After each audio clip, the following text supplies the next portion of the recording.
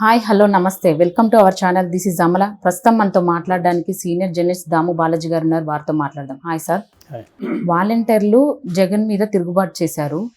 వాలంటీర్లు ఎందుకు తిరుగుబాటు చేశారు, దానికి గల కారణాలు ఏంటి సార్? వాలంటీర్లు సమ్మె చేస్తున్నారు. ఆడుదాం ఆంధ్ర అనే ఒక ప్రోగ్రాం జగన్ ఓపెన్ చేశారు.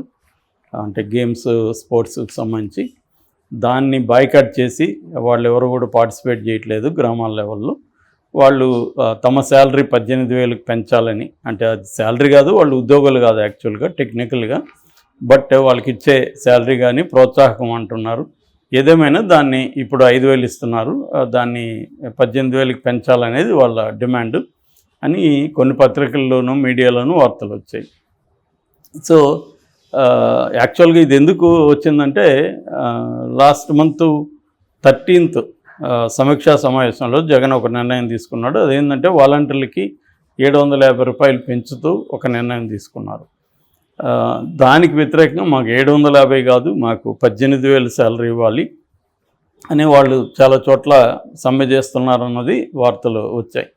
అయితే ఈ వార్తలు ప్రధానంగా తెలుగుదేశానికి సపోర్ట్ చేసే మీడియాలోనే వచ్చాయి అనేది ఇటు సాక్షి తరపున మీడియా చెప్తున్నది. సాక్షి మీడియా ఏం చూపిస్తుందంటే వాలంటీర్లు ఎవరు సమ్మె చేయట్లేదు, ఇదంతా కూడా ఎల్లో మీడియా సృష్టి అని చెప్పి కొన్ని ఏరియాల్లో ముఖ్యంగా నందవరం, నాగులదిన్న, సోములగూడ ఇలాంటి ఏరియాలో వాలంటీర్స్ ఈ ఈనాడు, జ్యోతి పత్రికల ప్రతుల్ని దగ్ధం చేస్తున్న విజువల్స్ని సాక్షి చూపించింది.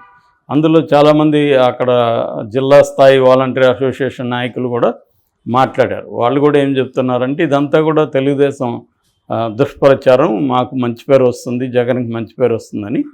ఎప్పటి నుంచో వాలంటరీ వ్యవస్థ మీద తెలుగుదేశం కానీ జనసేన కానీ దుష్ప్రచారం చేస్తున్నాయి. అందులో భాగమే ఇది. మేము ఎవరు సమ్మె చేయట్లేదు, మేము హ్యాపీగానే ఉన్నాం, సో మాకు ఏ రకమైన ఇబ్బందులు లేవు, మేము శాలరీ కోసం సమ్మె చేయట్లేదు అనేది వాళ్ళు చెప్పారు. సో ఇదేమైనా ఇప్పుడు స్టేట్ వైడ్ వాలంటీర్లు సమ్మె చేస్తే దాన్నేమి సాక్షి దాచిపెట్టాలనుకున్నా ఆగదు కదా, అది ఖచ్చితంగా. ఇప్పుడు అంగన్వాడీలు సమ్మె చేస్తున్నారు, దాన్ని ఎవరు కూడా సమ్మె చేయలేదని చెప్పలేదు. అట్లాగే వాలంటీర్లు మొత్తం 2,60,000 ఎంతమంది ఉన్నారు, వాళ్ళందరూ కానీ సమ్మె చేస్తే ఖచ్చితంగా అది రాష్ట్రాన్ని కుదిపేస్తుంది. అంత కుదిపేసే వాతావరణం అయితే కనబడలేదు. కొన్ని చోట్ల మాత్రం వాలంటీర్లు కొంత నిరసన తెలియజేసినట్టయితే వార్తలు అయితే వేరే చోట కూడా వచ్చాయి. అంత మేరకు వాస్తవం కావచ్చు. అయితే ఇక్కడ ఏమైందంటే వాలంటరీ అనే ఒక కాన్సెప్ట్ ఏదైతే ఉందో, గ్రామ సచివాలయ వాలంటీర్లు, దీని మీద తెలుగుదేశం జనసేన గత కొంతకాలంగా వివిధ పద్ధతుల్లో పోరాడుతున్నాయి. ఇటువైపు కోర్టుల్లో కేసులు ఉన్నాయి వీళ్ళ మీద. స్వయంగా రామోజీరావు కూడా కేసు వేశాడు. సాక్షి పేపర్ని వాలంటీర్లుకి కొనడం, సచివాలయాలకి గవర్నమెంట్ నుంచి 200 రూపాయలు పర్ మంత్ ఇస్తుంది, దానికి వాళ్ళు సాక్షిని కొంటున్నారు. దాని మీద ఢిల్లీ హైకోర్టులో రామోజీరావు వెళ్ళినప్పుడు అసలు ఈ వాలంటరీ వ్యవస్థని రద్దు చేయాలా, సచివాలయ వ్యవస్థ రద్దు చేయాలనేది కూడా దాంట్లో ఉంది ఆయన వేసిన పిటిషన్లో. మరోవైపు నిమ్మగడ్డ రమేష్ కూడా సుప్రీంకోర్టులో పిటిషన్ వేశాడు. వాలంటరీ వ్యవస్థ అనేది రాజ్యాంగ విరుద్ధమైంది, ఎందుకంటే రాజ్యాంగం ప్రధానంగా గ్రామీణ స్వయం పరిపాలన, స్థానిక స్వయం పరిపాలన వ్యవస్థని బలోపేతం చేయమని చెప్తుంది. దానికి విఘాతం కల్పించే విధంగా వాలంటరీ వ్యవస్థ వచ్చింది. ఆల్రెడీ స్థానికంగా ఉన్న సర్పంచ్ కావచ్చు, వార్డు మెంబర్లు కావచ్చు, వీళ్ళ రోల్స్ని ఇప్పుడు వాలంటీర్లకు ఇచ్చేశారు. దానివల్ల అవి నిర్వీర్యం అవుతున్నాయి. అవేమో ప్రజలు ఎన్నుకున్నవి, ఇదేమో గవర్నమెంట్ పెట్టింది. పైగా వాళ్ళకు కూడా అన్యాయం జరుగుతుంది. వాళ్ళని ఎవరిని కూడా ఉద్యోగులుగా పరిగణించట్లేదు, వాలంటీర్లు అంటున్నారు. వాళ్ళెవరూ వాలంటీర్గా రాలేదు, గవర్నమెంటే పెట్టిందే వాళ్ళని. కాబట్టి వాళ్ళని టెక్నికల్గా ఉద్యోగులు కాదని ఎందుకు చెప్పారంటే వాళ్ళకి శాలరీలు ఇవ్వకుండా ఎగ్గొట్టడానికి, అదేదో గౌరవ వేతనంగా వాళ్ళకి 5,000 వరకు ఇస్తున్నారు. కాబట్టి వాలంటీర్ వ్యవస్థను రద్దు చేయాలని కోర్టులో కేసులు ఉన్నాయి, అవి ఇంకా ఏం తేలలేదు. ఇక రెండో వైపు రాజకీయంగా వాలంటీర్లను వ్యవస్థ మీద అటాక్ స్టార్ట్ చేశారు. అంతకుముందు చంద్రబాబు వీళ్ళు మగవాళ్ళు లేని టైంలో వెళ్ళి తలుపులు తడతారు అనే అర్థంలో ఆయన క్లియర్గా మాట్లాడాడు. అంటే అర్థమైందంటే వీళ్ళు మగవాళ్ళు లేని టైంలో అక్కడ ఉన్న స్త్రీలను వీళ్ళు అబ్యూజ్ చేయొచ్చు, లేకపోతే లైంగికంగా వాళ్ళనితో సంబంధాలు పెట్టుకుంటారు అన్న పద్ధతిలో మాట్లాడారు. సో దాని మీద కూడా వ్యతిరేకత వచ్చింది. దాని తర్వాత పవన్ కళ్యాణ్ అప్పటి వరకు అక్కడక్కడ గుసగుసలుగా మాత్రమే వాలంటీర్లకు వ్యతిరేకంగా తెలుగుదేశం మాట్లాడుతుంటే పవన్ కళ్యాణ్ పిల్లికి గంట కట్టినట్టుగా అతను ఓపెన్ చేసేసి అసలు వాలంటీర్ల వల్లనే హ్యూమన్ ట్రాఫికింగ్ జరుగుతుంది, సో 30,000 మంది పైన మహిళలు మిస్ అవుతున్నారు, దానికి ప్రధాన కారణం వాలంటీర్లు ప్రతి 50 ఇంటికి ఒక వాలంటీర్ ఉన్నాడు కాబట్టి ఆ ఇంట్లో ఎవరున్నారు, వాళ్ళకి పెళ్ళిళ్ళు అయినాయా, విడాకుల ఏంటి అన్నీ తెలుసుకుంటారు. వాళ్ళు ఆ ఇన్ఫర్మేషన్ని సాంఘిక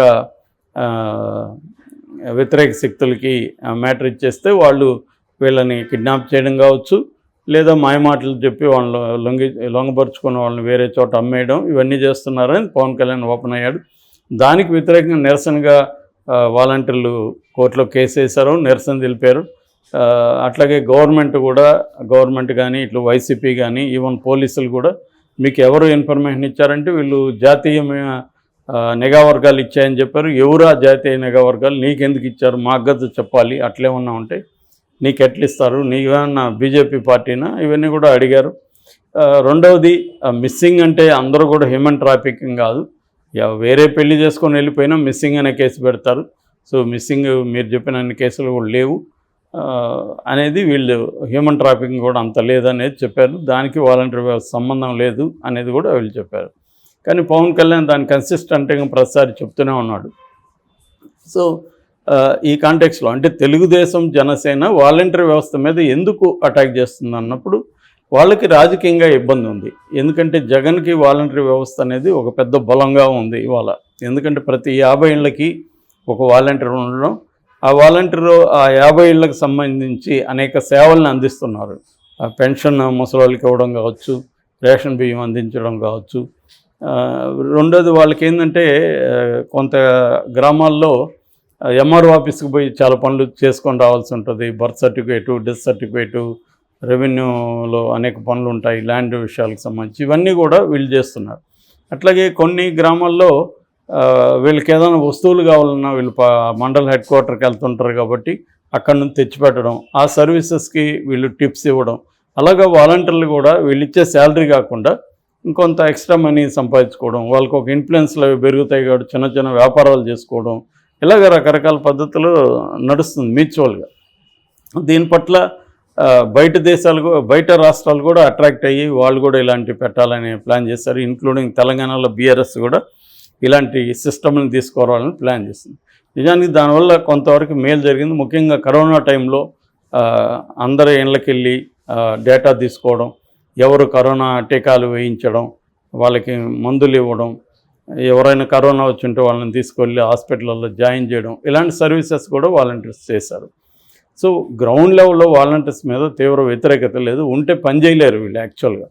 కానీ తెలుగుదేశానికి జనసేనకి పొలిటికల్గా ఇది ప్రాబ్లం అవుతుంది. ఎందుకంటే రేపు పొద్దున్న ఎన్నికల్లో ఈ వాలంటీర్లే వైసీపీ కార్యకర్తల్లాగా బిహేవ్ చేస్తూ ఈ 50 ఇళ్లలో ఎవరికి ఓట్లు వేస్తారో వీళ్ళకి డేటా ఉంది కాబట్టి వీళ్ళు ఖచ్చితంగా తెలుగుదేశానికి వేస్తారనే వాళ్ళ డేటా అంతా వైసీపీకి అందించడం ద్వారా వైసీపీ ఏం చేస్తుందంటే అలాంటి వాళ్ళు కొంతమంది ఓట్లను తీసేయడం, ఆ ఓట్లను వేరే వాళ్ళ పేరుతో పెట్టేయడం, వీళ్ళు వెళ్ళి అడిగినా కూడా అది వేరే వాళ్ళ పేరుతో ఉన్నాయి, మీ అడ్రస్ ఉంటుంది, మీ ఇంట్లో 4 ఉంటే ఆ 4 వేరే వాళ్ళు ఓట్లు ఉంటాయి, సో వాళ్ళు మీ ఇంట్లో ఉండరు. సో మీరు వెళ్ళి ఇప్పుడు పోరాడడానికి మీకు ఎవరు సమాధానం వేరు, మీరు కోర్టుకి వెళ్ళలేరు ఈ 4 ఓట్ల కోసం.